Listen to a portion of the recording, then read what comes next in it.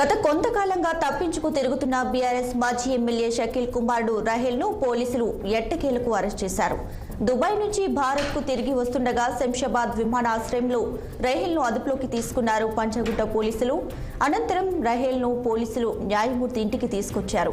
ఇక జరిగిన ఘటనలు పరిగణలోకి తీసుకున్న జడ్జి ఈ నెల 22 వరకు రిమాండ్ విధిస్తూ ఆదేశాలు జారీ చేశారు. ఇక అక్కడి నుంచి రాహెల్ను చెంచల్గూడ జైలుకు తరలించారు పోలీసులు.